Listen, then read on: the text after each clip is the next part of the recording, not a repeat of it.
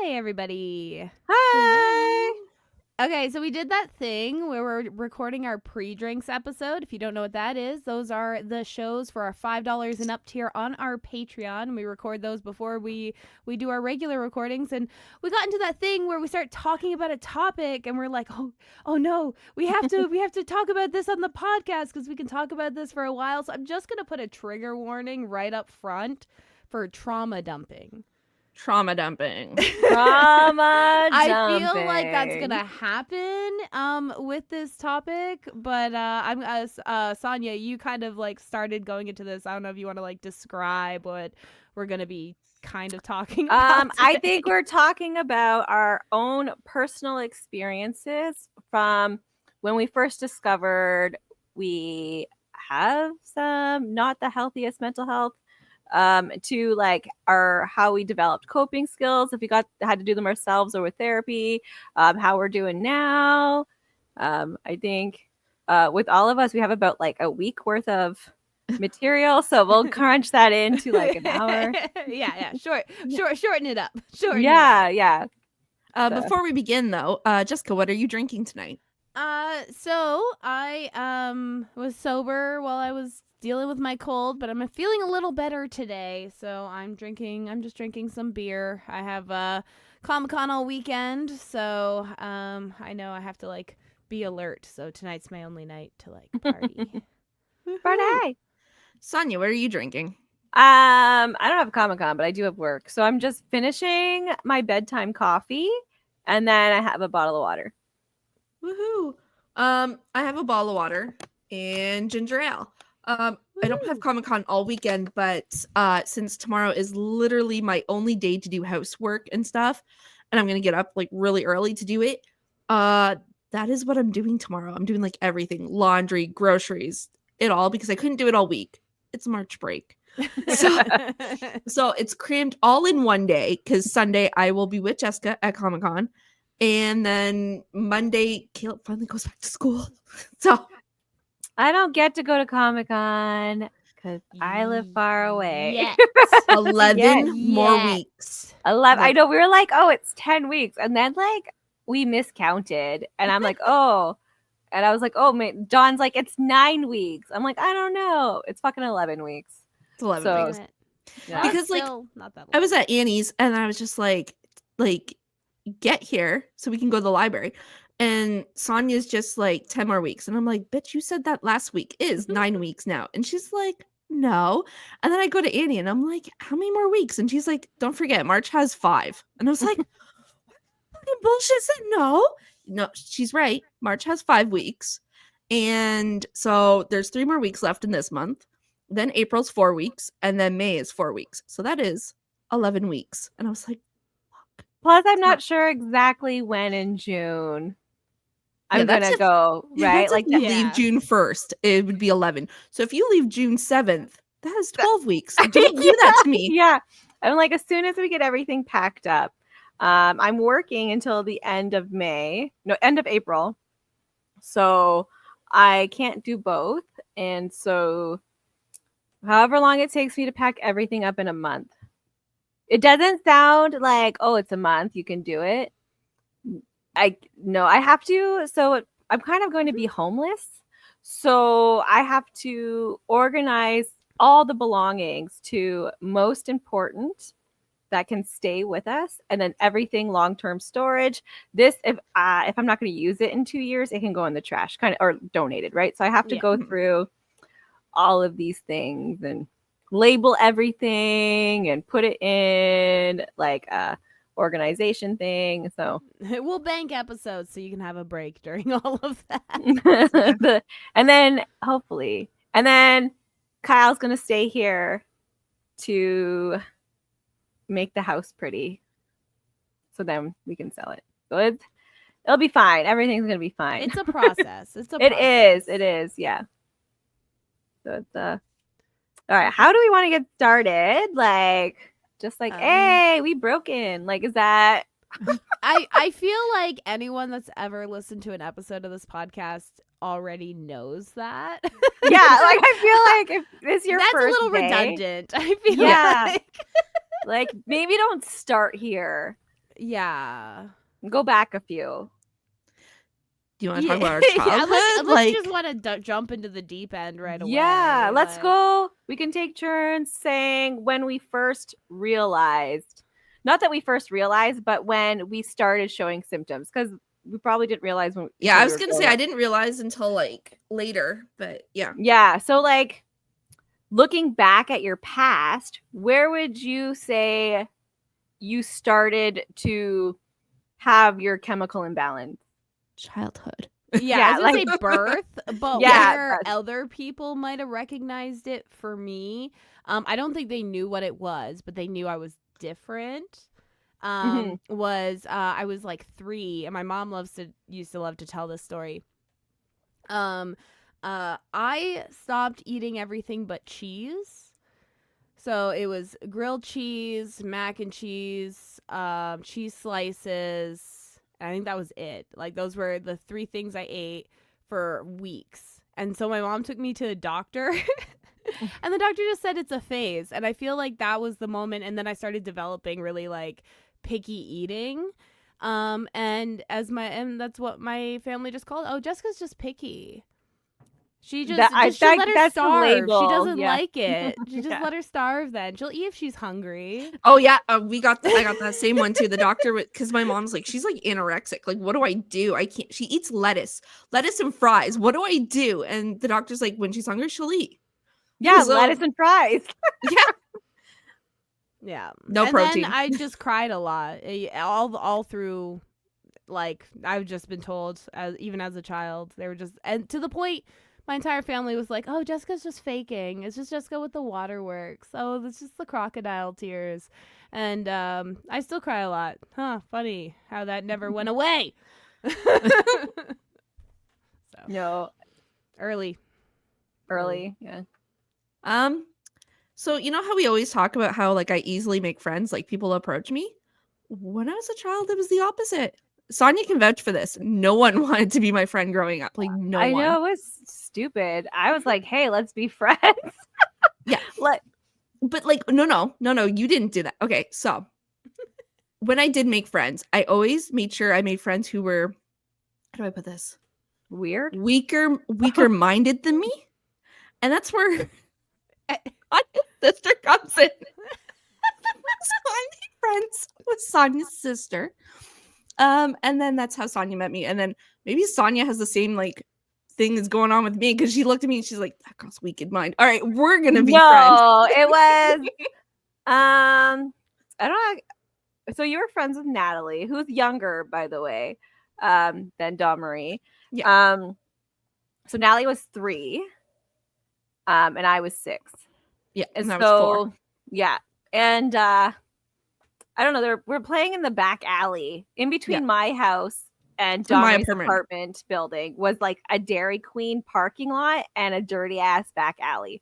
So they were playing, and I went to like go get Natalie for something, and like Dawn Marie's like energy or whatever. I was just like, cool. I'm just gonna stand here. I don't want to leave. Like that's just how I became. Like I'm like, okay, I just like force myself. Like just like for Jessica, I forced myself. That's how I make friends. Yeah. It works. I feel like there's not enough of assertiveness out there when it comes to friends, and so many people are so wishy-washy about it. It's like, no, tell me you want to be my friend, please. Like, let me know, because I will not pick up on the clues. Yeah. Yeah, I was pretty verbal about it. I was like, oh, let's be friends. Yeah. And You're like, hey, then- let's play. And I was like, yeah. Let's go on And a then trip. Dawn Marie never. Yeah, let's go to Vegas. And then Dawn Marie never really. Well, they did still sometimes, but it was mostly Dawn Marie hung out with me. No, I straight up abandoned her sister. Straight up, I was just like, I'd rather hang out with your sister.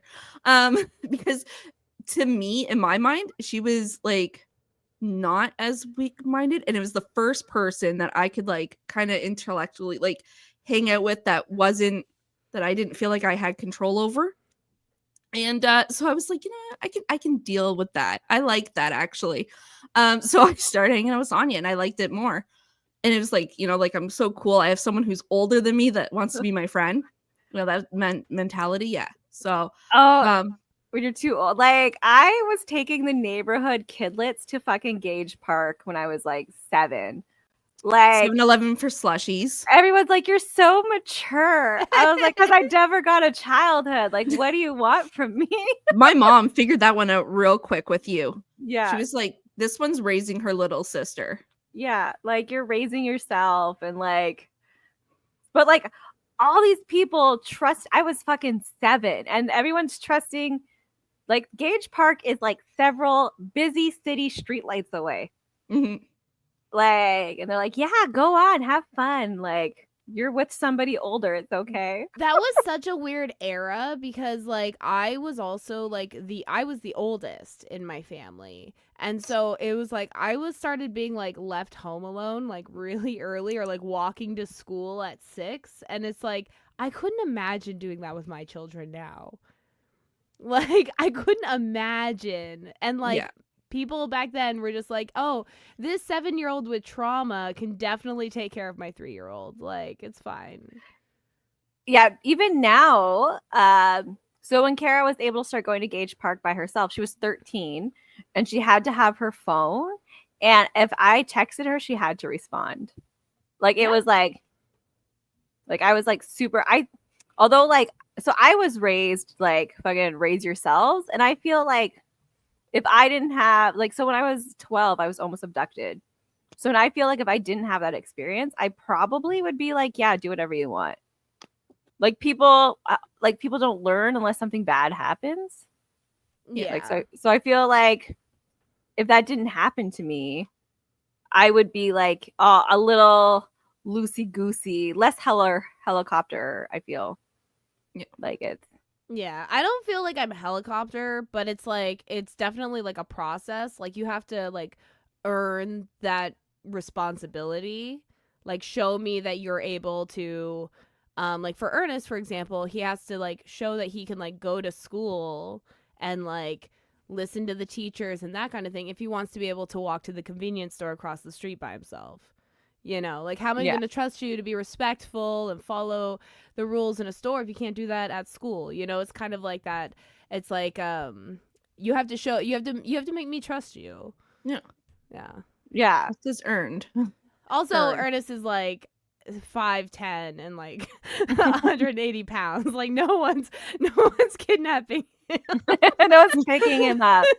Yeah. Oh no, I was malnourished at 12. I was not 5'8". I'm not even 5'8" now. But I was also like 70 pounds. Like, I was a dick. God, I Easy to wish. grab. I felt like I was fat my whole childhood. I look at pictures now and I wasn't. And I'm like, why did I feel like so fat and start like dieting and whatever? Social like, media, so not young. social I media, didn't but have like media. social media. I didn't Media. have media. I didn't have 17. cable TV until I was 12. Like we watched the same 3 movies. I mean, my mom was an almond mom. So it was very like my 11th birthday, she got me workout equipment. Oh. By 15, my grandmother put me on Weight Watchers. By the way, I was a size 10, okay? I am a That's size 16 horrible. now, okay? So, like, me developing bulimia was not like, surprise, but they, like, treated it as if it was. They're like, oh my gosh, can you believe it? She has a, you know, whatever. And it's just like, who do you think I learned it from? Yeah. Yeah. I have felt like so I'm like the heaviest I have ever been, even throughout all my pregnancies now. But like, I am more comfortable now with my body. Like, even when I was like under 100 pounds, I felt so fat. Like, when I was pregnant with my first, I was only 110 pounds, like at 9 months. Like, that's like how grossly tiny I was, but I felt like I was so fat all the time. And then I met Kyle and it just like changed. Like, when you have somebody supportive, he's like, and I met him and I was like 98 pounds. And then I gained like 20 pounds the first like month dating him. And I was like, oh, I'm gross. He's like, what are you talking about? Like, he's like, oh, you're so sexy. Even now, he's like always grabbing at me, aggressive. Like, so like, I feel like it's the people in your lives too that are like Yeah. holding you back. Like, Oh, it's not like 100. any of my friends have ever said I was fat. my first boyfriend said I was fat, like at 90 pounds, pregnant. Oh, you need to lose some weight. But yeah, I think it really My matters. first girlfriend didn't say I was fat, but she would hint at it because we'd be like at the mall, and then she'd be like, I bet we had a Ben and Jerry's in our mall, and I fucking love their waffle cones. I don't know, I wanted fucking Ben and Jerry's, and she'd say stuff like, "Oh, I don't think you should get that." And every time we like went clothes shopping, she'd try to get me to buy the size smaller than I was, and I'd To be, like try to like make yeah, you want to get yeah. smaller. Yeah. I mean, I didn't realize at the time. I was like, "Oh, you're no. I'm actually this." Like, I was just missing it. But looking back now, she was just hinting. But She was a bitch. yeah, she was. Yeah. And she's straight now. So what can I say? I turned her straight. Worked out. No, maybe she. Well, no, because you're bisexual, so Yeah. she didn't turn you straight. No. No. I when the first time I had a general anxiety disorder episode was shortly after my father passed away. So that I can remember. And like I just like the world is ending. And How, the just sorry, the, I just how old? oh sorry, were I was you? 5. Yeah. I was 5. Okay, yeah. And I went to my mom and she's just like, don't talk like that. Just don't think like that. And I feel like in the 80s, like early 90s, that's what you do with it. That's how you deal with it, was like, don't talk about it. So then I just had to like ride the wave. So every couple of days, like a lot of times I worry every day. Like there was one time a few years ago where I was at Niagara Falls with Natalie and Don Marie, and I just started crying because like I was having like I'm gonna die, like those kinds of feelings. And I was like every single day I was having those feelings. But it's just since I was little, and I never knew something was wrong with me until I got old. I think around like 17. Same. And I was at a checkup for having my first, and they're like, how are you feeling? I was like, I don't have the energy to do anything. Like, is there like some vitamins I can take? And then it's my family doctor, and he's like, oh, let's sit down and have a talk. And I was like, well, like, what do you mean a talk? And then he's like, oh, like, I'm just kind of worried that you have postpartum depression. And my first thought was, you're gonna take my kid away. Like, we talked about this. It's not a wrong thought process. We talked about this in our pre-drinks about how that's how the mental health system here works. And he's like, no, like, that's not what's happening. I want to help you. And then so we went through all these things, and then he's like, when did you start feeling like this? And I was like, oh, like, I felt like this, like my earliest memories are feeling like this. And he's like, wow, that's kind of really young to start feeling that way. And I told him, I was like, what do you mean? Yeah. And he's like, no, like, people don't often think like this, like, unless there's something like chemical imbalance in their mind. And so he's the first one that like kind of introduced me to mental health and like how people don't feel this way normally. Like, it's like, and but it just went on unseen from others. So like when I was 10, I started skipping school because that's when my general anxiety turned into social anxiety. Like, so it's just like the hormones kind of, I don't know. And then those parts, yeah. I just stopped going to school. And then by the time I was like 11, I was like in my room all the time. The people in my life were like, oh, it's fine. She's just high. Like, where the fuck am I getting drugs at 11? And where am I getting the money for drugs? So like, there's a lot of things that was wrong in that situation. But again, these are coping skills I had to learn myself. And then when I got pregnant at 16, something kind of just changed in my brain. I was like, I need to, well, like a coping skill for a lot of like mental health is to have goals, like to have something to look forward to. So then I was like, okay, I have to do this for like baby. like I didn't find out until I was like 4 months pregnant that I was pregnant. So I didn't have much time to plan. But like it just clicked. And then I kind of felt happier. Like it was just That's like good. and it was just like, oh, okay, this is working. Like this is helping. Like, and then so I would plan more and I would plan more. And it just that's now I am one of my coping skills is I make lists Yeah. of everything. I was like, okay, what am I planning tomorrow? What am I planning the next day? But just like I went so long struggling with my mental health with no support or conceal, don't feel that when it came Boomers time. and Gen X's still do that. Like Yes, they yes. still conceal, don't feel. And so it's like a lot of our generation is like recognizing the trauma, and like trauma can cause chemical imbalances in your brain, you Yes, know? yeah. And that's why, and like better thinking strategies can also change your chemical imbalances in your brain. You know, it's all like this cycle of things that happens. And we recognize that, and then we try to tell like older generations, and they're like, why are you talking about that? Nobody talks about that. Like you come from the generation where you were sad you got cocaine, okay? I didn't get any of that. It was like fucking raw dog your mental I have health. to vacuum sober, okay? Like don't don't even. Like though that was the funniest part to me. It's like the same grandmas that clean their house high on like Adderall and shit were upset in the 90s and early 2000s about all the ADHD kids getting prescribed Ritalin. I'm like, come on guys. Come on, calm down. They're just Let mad they people were have getting the drugs, drugs. not them. Yeah. Like, Yeah. Just let them have their drugs. Ugh. When John, you want to go? oh, yeah, sure. Oh, sorry. Unless you. No, I was going to say like when my youngest started to develop general anxiety disorder at 7, I was like, okay, like and then it is very rare to have that kind of anxiety so young where you're having panic attacks. Sure, like you'll watch a scary movie and you'll think about it once in a while, or you're like, oh, people die. That's okay. Like she was younger than that. No, they were 7 when it's really started to hit. Like it was.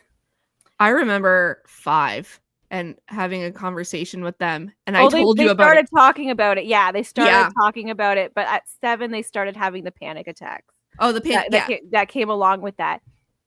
And like again, doctors was like, no, like that can't be it. I was like, listen, I have that. You know it's genetic. Let's try and like actually take this seriously. So it's and then thankfully we got a pediatrician who's like, heck yeah, let's get started on some meds to help that. Like so it can happen really young. And I feel like people are like, oh, kids are just acting out. Like when people like when they're you see in like mom groups all the time, like, oh, my kid keeps saying they have a stomach ache and they can't go to school. Figure out why. Don't be like, oh, they're faking it. Like you're just setting your kid up for failure. Like, I was so behind. Like I didn't do like a lot of things like my friends did. I didn't go to camping. I didn't like I didn't like do things developmentally like I should have. Like I was so behind. Like even now I still feel like I'm behind everybody always. Like they've had all these other experiences and I'm like, yeah, I slept for 10 years of my life. Like that. So I feel like I advocate all the time, like go get your kid help. Like please, like don't, it's not a good life to feel struggling for so long. I don't like it. Yeah. When Sonia actually noticed with me, I was about 13, 14. She was about to move to Indiana. And so I came over to her house for dinner. I don't know. We ordered pizza. And so her brother like gave me a slice and that, and I'm eating. And I'm like, oh, I have to go to the washroom. Sonia dead ass. It, like in front of everyone, she's just like, don't let her go.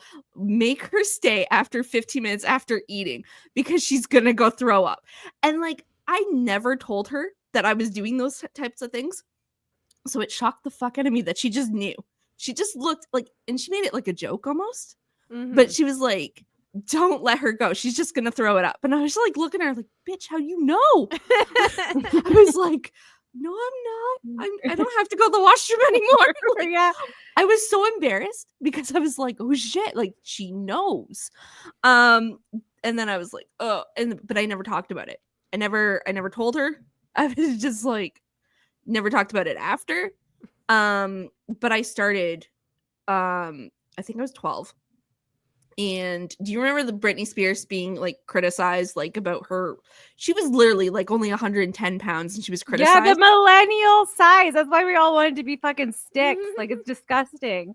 And it's coming back, by the way. Yeah. So I bought a J14 magazine. I don't know if you guys remember the J14 magazines. Yes. And it was in there.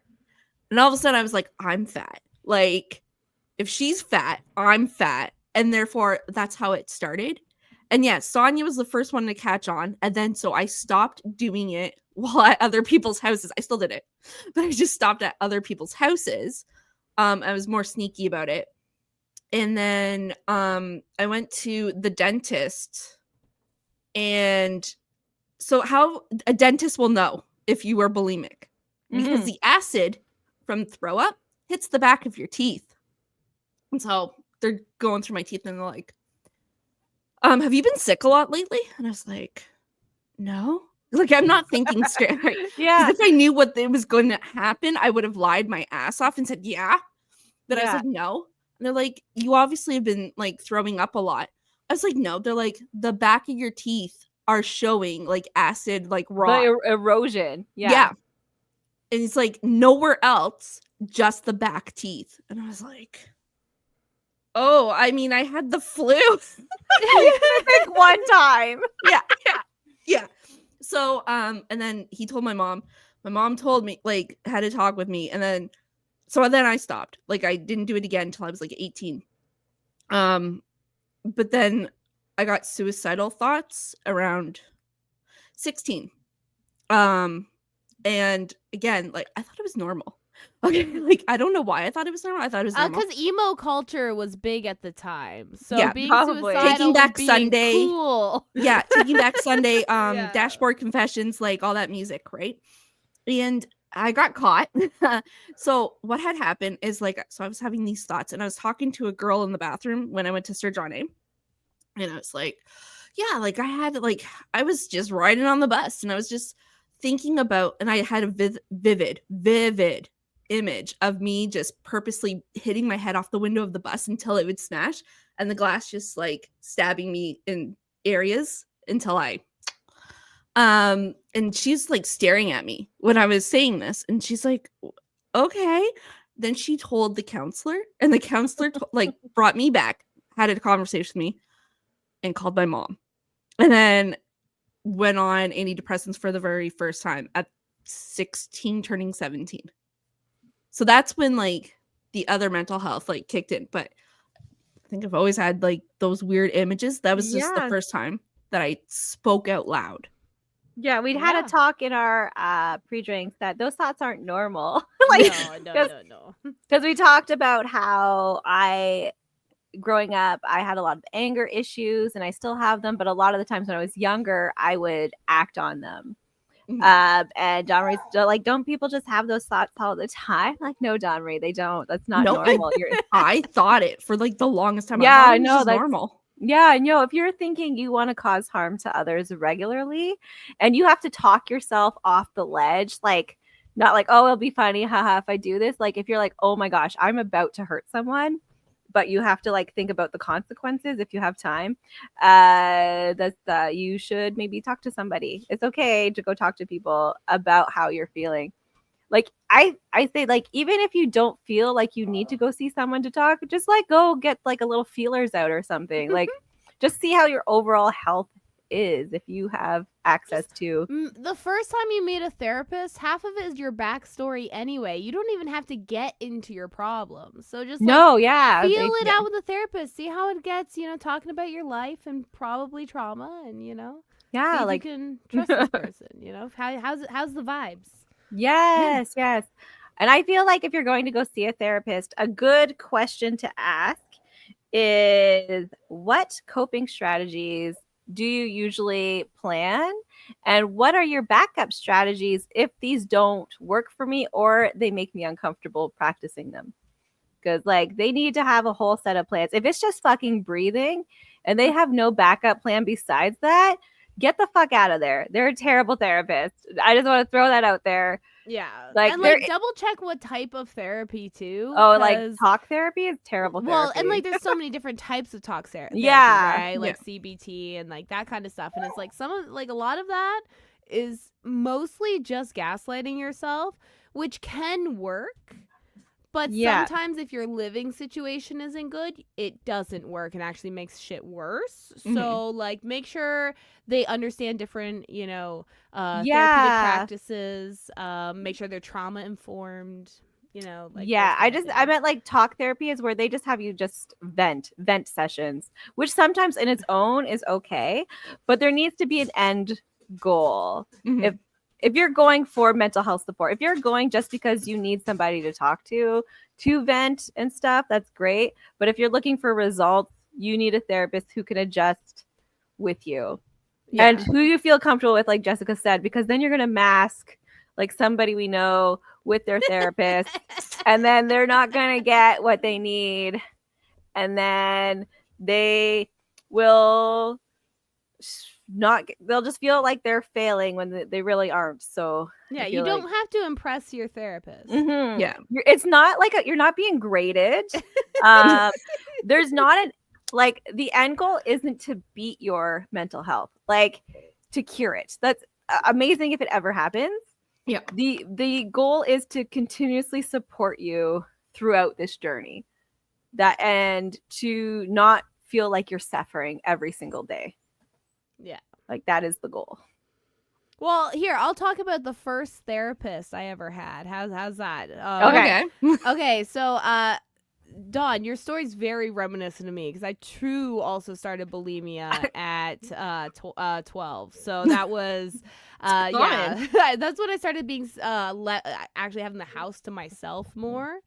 So that's when I could binge and then purge. And it was a lot. It started with losing weight and then it started turning for me to like the high from purging. So like I was just like so addicted to that I have an addictive personality. So that is my downfall for things. My family was not helpful at all. Once I moved in with my dad, my stepmom was the first one to recognize it. And I used to be disgusting. I used to throw up in bags in my bedroom and hide them because I couldn't do it in the bathroom, you know. They would catch on. We had one bathroom, but my stepmom was the first one that catched on. She sent me to this eating disorder for teenage adolescents specialist. It was a free program. It was like one session a month, okay, for like an hour and a half, which was fine. And that was the first therapist I went to. I had to get myself there, but because if you make an appointment for me, I'm not gonna miss it. Like it was fine. Like all my parents trusted me. They were like, she's not gonna miss her appointments, which I did not. I go in. And so she specializes in eating disorders, which is great. But she was a bigger woman. She was a young, we would say plus size now, a blonde woman with glasses. I would say she was probably like 30. I think, you know, like not very old. And she was just this bubble of energy, and she'd come in, and I really got along with her personality wise. But then anytime we talked about the eating disorder, like she would like tell me things. Like she'd be like, you know, safety precautions first. You're not going to stop vomiting today. So don't use tools, like, because you can choke on them, that kind of stuff. And I was like, oh, yeah, I read an article about blah, blah, blah, blah, blah, blah, blah. And she'd be like, can you link that to me? Like, I was like, no, I know what I'm doing. I know it's not healthy. I know these are all the risks. How are you gonna now make me stop? Like, it's like putting like a smoker's lung on smoking packages. Yeah, you know what's gonna happen. You know, Yeah. but it's like, but I still like doing it. And she did her best. I did all the homework. She gave me a lot of the skills, and she gave like self-harm skills because a lot of people with eating disorders also self-harm and that kind of stuff. Eventually I did get the diagnosis.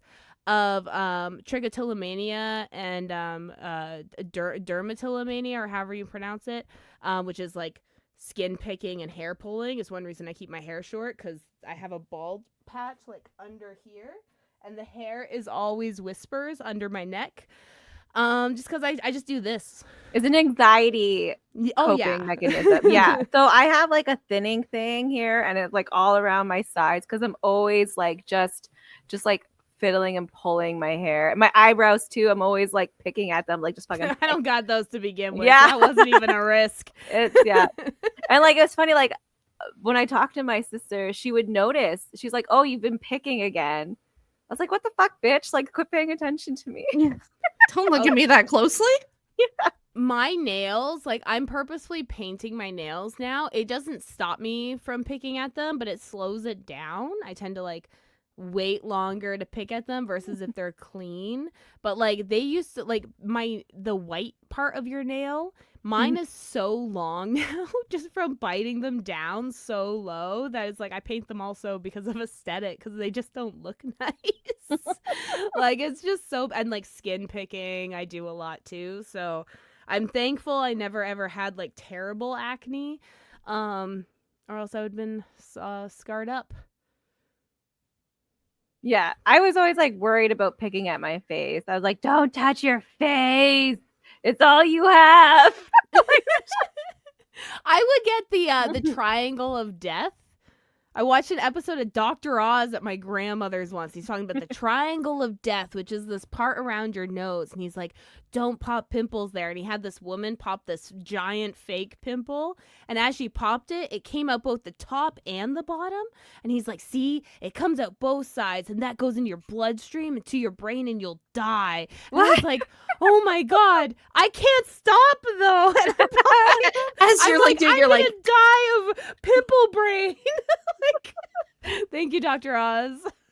I think he's been discredited so many times now. And he's still running for office. You know, that shit happens. He ran for office, not the past election, but the election before that.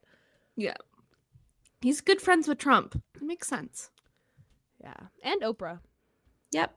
They're all in cahoots. And Dr. Phil. Oprah started Dr. Oz and Dr. Phil. Mm-hmm. Fuck Oprah. Dr. Phil, Dr. Oz. But yeah, so my first experience with a therapist was fun. But I didn't learn the coping skills. And then eventually at 16 started getting very suicidal, and by 17 I OD'd on a lot of vodka and Tylenol 3s and ended up in the hospital on Form 1. So kudos. That was fun. Yeah. I have never wanted to kill myself. I've wanted to not exist. I've been like, what if I just was never born? But my anxiety has protected me. I feel like being so anxious, even though my heart hurts all the time, it has kept me safe. Maybe sometimes too extreme, but like I've never wanted to hurt myself because I was too afraid of what would happen if I did. Like, but like, so that's why sometimes like, oh, my kids are like, oh, like I just like they attempt, and that's part of their mental health where I don't understand it. I'm like I believe you, and I'm sorry you're going through this. Let's try and get it better. But like I don't experience that, so I'm like, oh, I'm so lost in trying to like. I have a question. Did you ever like self-harm? No. With not okay. I wasn't sure if you like, because some people self-harm with not the intention. Yeah, no, I'm always too afraid. Like I can't, like I had zero control over, like I know a lot of people use self-harm to like have control in their life. Like I was just fucking like just out in the chaos. Like that's when I started having control, is when I started like the planning of the future kind of thing. That's when I was able to start. I would just try and sleep, like just sleep through it. I would just lay in bed, close my eyes, and which isn't good. But then I like invented worlds in my mind. I became like, so I escaped in this like other universes that I created to like not live my own life. So it's just so I had like other coping skills, like I just disassociate. So but no, so I just like I don't I empathize without understanding. Like it's just like Yeah. I just Yeah. For sure. I mean, like for me, a lot of it was, I feel like when I was probably more hormonal, less frontal cortexy, under 25, I was a lot more like, I'll just get it over with. I'll just get it done. But I couldn't do anything drastic. I just couldn't. I'm afraid of roller coasters because I don't want to like fly off. Like that yeah, yeah. fear Mm. thing about living was still there, so I would always get under the influence. And Mm. that's when it was like, oh, I'll just take a bottle of pills, whatever. And then as I got older, it kind of turned into a more passive, like, oh, what if this plane crashed right now? What if this car crashed into it? Not something I'm actively doing, but like something happened and So you'd be okay with it was like, oh, this car yeah. crash is awesome. Yeah, I'd be like, Okay. it's not the end of the world. Yeah. Just my Well, world. yeah, end Kind of of yours. thing. Yeah, very Yeah. passive. I'm too old to be actively Yeah, suicidal. you're like, oh, God, take me now, but I don't want to put in the effort. Yeah, exactly. Like I'm fucking lazy now. Like don't make me work for it.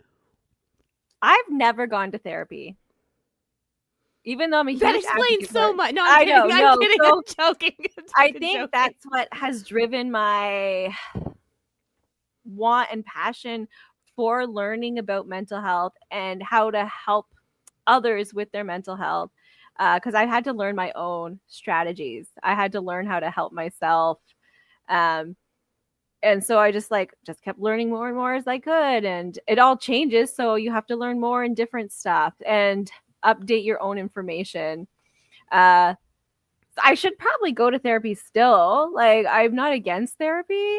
I just feel like I don't have time for therapy. Like, It's so expensive if you don't Mhm. have like, coverage or services in your area. Yeah. yeah. And I'm busy with my own, like, you always take care of your kids first, right? Like, you always Yeah. put yourself on the back burner. But I also know that if I couldn't take care of my family or if I couldn't do something I was supposed to, I feel like I would go seek the help I need. Like, I'm like, it's not like I'm being stubborn. I don't think I'm being stubborn. I just feel like until there is that crisis, Yeah. I'm going to just do what I have to like stay afloat. Like, it's just, but this has Okay. also been my whole life, right? Like, I'm medicated and that's okay. But Oh, I was gonna say, I had this conversation at my in-laws the other day, and my mother-in-law was looking at me, and she's like, "You have such a strong character. Like you're such a, you're an emotional person, but such a strong person." And I was like, "No, just if something happens, I have to deal with it." Yeah. Like, yeah, do you get like, it's like, what am I supposed to do? Not deal with it? Who else is gonna deal with it? yes. I hated not to cut you off. I hated no, go. when so my mom passed when I was 18. And I kind of went numb, but like I still continued with life, got pregnant right away almost after. Yada yada yada, carried on. And a lot of people would be like, "Oh, you're so strong. I don't know how you lived through that." What the fuck else was I gonna do? Right? Like That's such like a silly fucking thing to say. I feel like, oh, you're such a strong character. Like, I know it's trying to be supportive, but it kind of like it kind of makes what you're going through not bad. You Well, know I was what I gonna say it kind of puts the onus on like how you were born. Like you were Yeah. born, like you have this strong character versus like what you're doing and you're actively doing. Like you're working through it. Like it's not about like who you are. It's about like just life keeps going. Yeah. but yeah, they'd be like, "Oh, you're so strong. Like, how did you do it?" I didn't. That was the problem. I Yeah. numbed myself. I didn't fucking do shit. I just ignored the fact almost. Like, You just push that's it how I down cope. deep in, Yeah. deep in. And I like a lot of people like, oh, you can like this person did this, or like when someone talks about their mental health, it's not a competition and nobody's plate is made the same. So you could have a paper plate and all of a sudden a little bit of water gets on it and it just goes through, and that was it. That's your like my kids missed the bus all week and now you feel like you're failing as a parent and you just spiral. But then there's other people of like, oh, I've had like suicide ideology since I was 10, like suck it up. Like it's not a competition. If you feel like you need help, even if you just feel like I'm just frustrated, like go get help. It's like, don't let anyone dismiss your experiences. Like it's okay. You don't have to go through a war to seek help. Like it's if like, we take care of lived yourself. in a perfect society, in my utopia, everyone would have a therapist. Yeah. Just like off the bat, you'd get like a signed one at 5 or something who just like hangs out with you pediatric, while you're too old, yeah. you know? Yeah. Just someone you see, you know, it can even be once a month, and then if you need to up the time as needed, you can go up to multiple times a week, you know, just everyone would just start out so it'd be so normalized. Like having a family doctor. You have a family Yes! therapist. Yeah, it's Yes, that'd important. be so good. And then you have family disagreements or couple disagreements, or even you're having a parenting struggle with your child, because it's been proven that you know, when parents learn the strategies for their kids, the kids do better than if Yeah. the kids alone learn the strategies. So it's like, you know, if like you're a parent and you're just sending your kid to therapy, but you don't personally have the strategies, then, which, you know, not everyone goes to school for psychology and mental health, so a lot of them do not, then your kid's not gonna like really get better unless you're learning the strategies. So it just should be like just an ongoing thing. It's and a then these team therapists- effort. these therapists, this is where the kicker is, these therapists go on ongoing learning. Yes. You need to learn more stuff always. You Yeah. just, and you can't just always go by the books. Like your textbooks are generic and generalized. Not You just have that, but they have to be go by the people. updated too. Like Mhm. they just like, yeah. You just Yeah. have to go by like you have this knowledge, and then you put this knowledge to work in each situation. Like Yes. it depends on the situation, you know, like- on which knowledge you're using at the time. And like some strategies you learned 15 years ago are not strategies you should be using now. We learned why, and you need to adapt. Like that's it. It was shitty before, we just didn't realize, and then you need to adapt. Like stop doing the shitty things, adapt.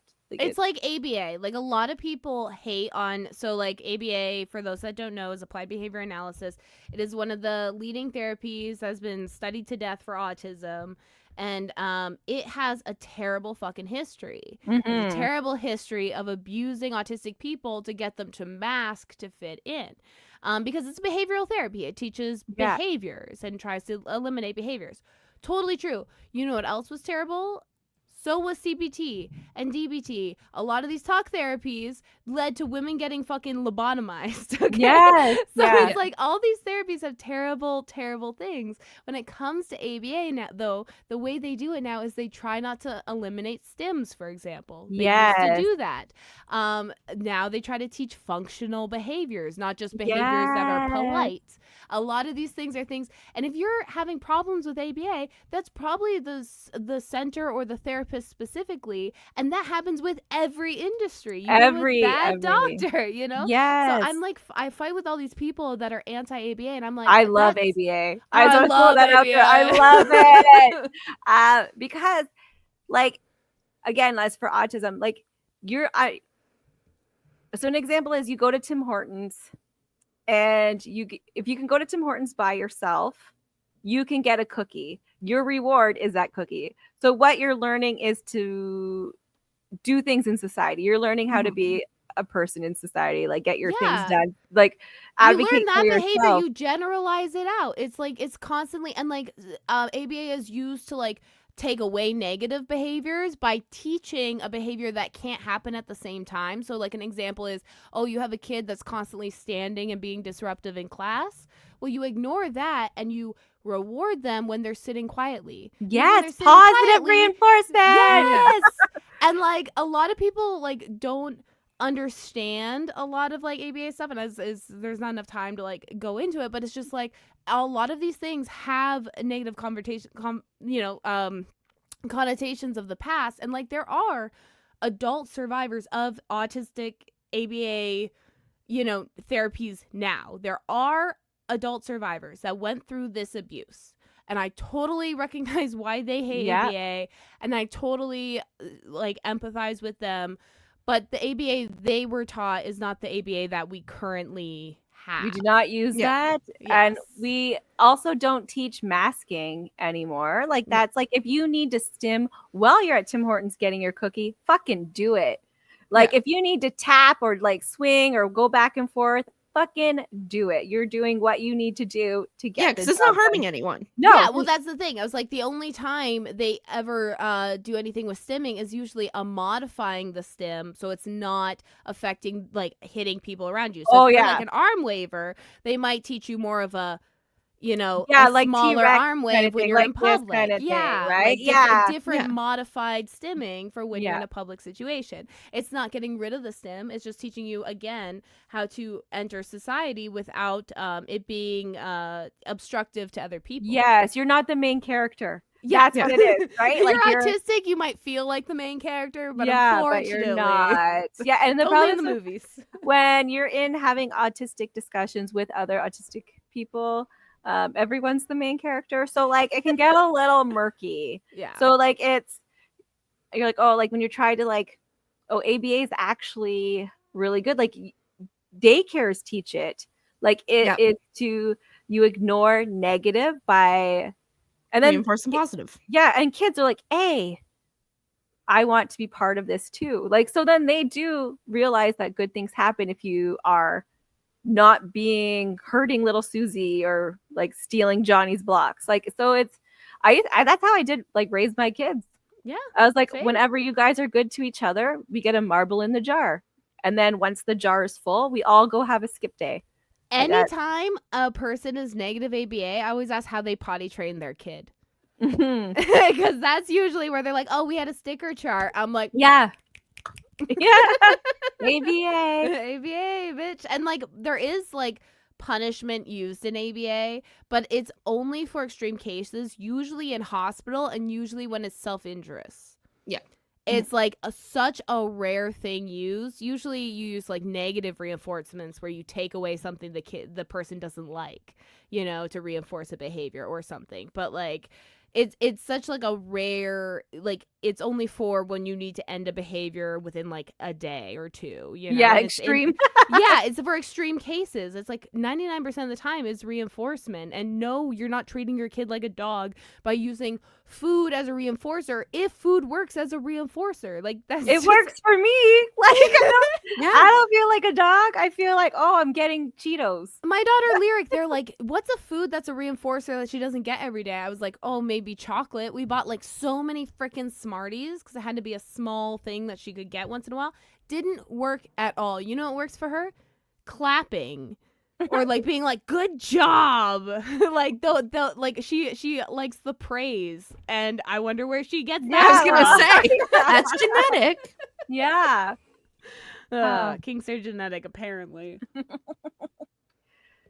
Who knows? I don't think there's been enough study. We should start it for science. For science. That's what I could do my psychology thesis on. On if kinks is genetic? Yeah. You should. Yeah, perfect. Because there is studies on it. I just feel like there's not enough. Because for the longest time, like kinks are taboo. You don't talk about them. Yeah. So like I feel like it's something you can talk to, be like, oh, like what were your interests as a child? Like you can go up and like, now what are your kinks? You know what I mean? Like now what turns you on? So I think it's a good study that and you can like, because like it'll be a multi-generational study. Like you can talk to 60-year-olds and their children. Yeah. And then probably their children. Like family That's studies, Yeah. Yeah. Do you want to know about grandma's sex life? Like, You gotta get a couple identical twins. Oh, see? Always thinking. Twins are really used for genetic. You gotta get identical and fraternal and then see what the. I feel so bad for twins because they're like treated like little freaks of nature. They Like, are. They used to be at freak shows. Like, just let them live their These lives. little genetic anomalies. There's gonna be more and more because of things like IVF and stuff. Yeah, people are So- waiting so long to have kids, and they're like, "Hey, let's just like get this done. Like, let's not worry about having sex anymore. I'm going off of my birth control. Let's like get an egg to fertilized egg shoved right up yeah, there." 7 of them. We'll see how Fucking many. Yeah, let's- and we'll yeah. see which one attaches. But And then like those 5 are of them do. fraternal, which means they're all different genetically. So that's why Mhm. identical is important. Yes, like, So. but even though they're identical, they can still be fraternal. Like, if they look alike. Oh they're- yeah, Mary Kay Yeah, and yeah. Ashley Olsen, famous Yeah. case study on that. That's why I just gotta double check their genes. Oh, Keep your great, yeah. genome. I need to take your blood. Yeah. The fuck, I Multiple just go around to people at the mall. Can I take your blood? And then can you fill in this chart about your kinks? Mhm. Oh, you can see if there's genetic markers throughout strangers with Yeah. similar kinks. There you go. And then like they're shopping with their mom, be like, can I do this with her too? Like I need to have her blood and her fill it out. Yeah, although that's more of a medical study, not really a like brain study. I would need to have to like work with like a team of like nurses or something who are, because like psychologists, psychiatrists do not really take yeah, blood. you would like that would be probably more like neuroscience, and you'd have to add like a an MRI study on top of that. Yeah. With them like listening to their. This is not kinks or thesis whatever. material. This is after you've already got your Yeah. doctorate. Yeah. No, I think just the genetics survey. You know, Yes, just, it's a good multi-generation. See Yeah. how many of each. Take the stats on that. Yeah, just make a generic 20 kink list. Perfect. Okay, do we have any last stories? I'll think of them later. Like, that's the problem. You're like, we can thinking always of do the a part plot. 2. Yeah, like If it's we're- just, Part 3, part 4. yeah. It's The Because we basically Chronicles only of- just like covered our adolescence, like our childhood. We didn't even get into like Yeah, we got to 16. 25 and up. Yeah. yeah, and not like everything that happens either. Like, we just got into like the beginning of like where. Yeah, we didn't even talk about all of our diagnosis. Like we like touched base on some, but not all of Mhm. them. Like, yeah, my actual like diagnosis like on paper is like general anxiety disorder, social anxiety disorder, ASD, ADHD, and then with those, but like have like all these other things. But like the problem is those are also like, they're not symptoms, but like they go along with those other, like I have these things, but then all these other things, but they are what is it? The fucking Comorbid? word. Maybe. Like like they happen together, like a lot Yes. of them. Yeah. Comorbid. Mobility. Yeah. Yeah. And so I won't get diagnosis for those because they go with the other ones. Like my sensory processing disorder, that goes with my autism, Autism. even though my sensory processing disorder is more like that as a disorder than with autism. It's way extreme than for it to be with autism, but it won't get a diagnosis because it goes with. Fuck, I can't My even get an ASD diagnosis if I like spend $8,000 because my like all the family doctors right now, if you're a functioning adult, in quotation, functioning adult, Yeah. your doctor will not put you on the wait list right now because the wait list is years long and Yeah. they want the kids to go first. Which I understand. Like, Yeah. Yeah, it's like I understand, but women too. Come on, women and children. They didn't say That's children right. then women, it's women, right? like Titanic, right? right? Like, Yes. We were all going down on this ship. Yeah. Yeah, no. So like for me, it was like I haven't been diagnosed shit since I was 17 in the hospital. And it was just skin picking, hair picking, generalized anxiety disorder, and panic. I hate the generalized anxiety disorder because it always comes with like a bunch of other shit, and I'm like, okay, you only are diagnosing my generalized anxiety because of my panic disorder, like Yeah. yeah, you know? like that. And then there's a mood disorder with that. Like there's Mhm. personality disorder. Like there's so many things with that. Like, it's not just one thing. And it's never one thing for anybody. Like, I'm happy for you if it is. I'm so I you are blessed. You are God's favorite. Good for you. Like, no, honestly, live your best life. Like, I'm pretty sure I have ASD and stuff. I did get diagnosed with a genetic condition called Fragile X premutation, which I sadly passed down to my child. And it means it's super comorbid with things like Ehlers-Danlos. It's super, which is a connective tissue disorder. It's super comorbid with ASD. It's super comorbid with a bunch of learning disabilities. It's super comorbid with like just anything under the autism spectrum is also under the Fragile X spectrum, okay? Like, autism is under the Fragile X spectrum. Like, if you have Fragile X syndrome, you have autism at the same time. Like, it's so I just missed that cutoff. I had a few less of those chromosomes, so the FMR1 gene. I had like 90, which put me on the premutation spectrum. So so I just assume I have it all, and I raw dog life. I've been on an SSRI and since I was I had serotonin storm. So whatever is going on in my brain is not a serotonin problem. I think it's a dopamine problem, which is more of an ADHD issue, but God forbid going to the doctor for that. So I just I find my Vyvanse has helped my anxiety disorder. Like, I am not thinking the world is going to end as often. So I get Ativan, low dose, that I can just, anytime I feel panic, I just slip a little under my tongue and let it do its thing. It's like, ooh. Sometimes I slip a little 2, a little 3. No, I'm kidding. Jokes. Yeah. I actually don't take it. I have it as an emergency, but I'm scared to get addicted. So I'm like, it's not addictive. Well, maybe. I don't know. It is addictive. Yeah, Ativan is very addictive. It is a narcotic 3. That's why I said I'm joking, because they will cancel my prescription just for that joke. I still have the bottle. I have 28 pills out of 30. So I get so scared of getting addicted that I do not. I keep forgetting to take my medication. Like, everyone's like, Vyvanse is so addictive. Like, there was a doctor or whatever, and I hadn't taken it for a while. They're like, oh, what about the withdrawal? I was like, what fucking withdrawal? Like, what are you talking about?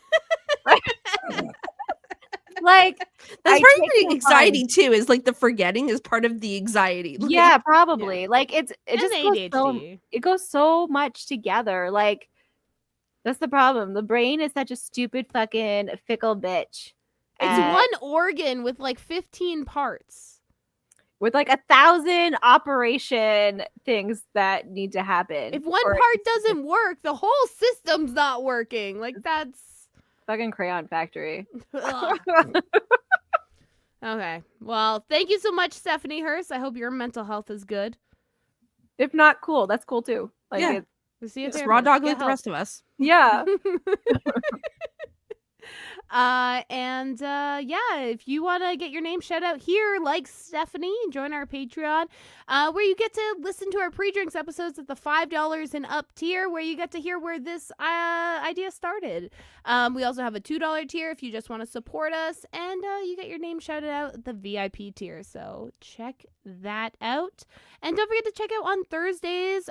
We're finishing up Season 3 of Books and Booze. We've had a lot of cool different authors on this season. It's lots of different genres. Lots of variety, yeah. Yeah, like fantasy, cozy horror, of course, smut. So lots of fun there. So definitely check out those episodes. All right. I think that's it. Yeah. I always I'm like, is there something else I'm missing? I never know. No, we're good. No? We're good. Like, just like check out our shit. Like, always. Like, fucking send us emails. We love you. Have a good night. Like that. Good night, everyone. Good night.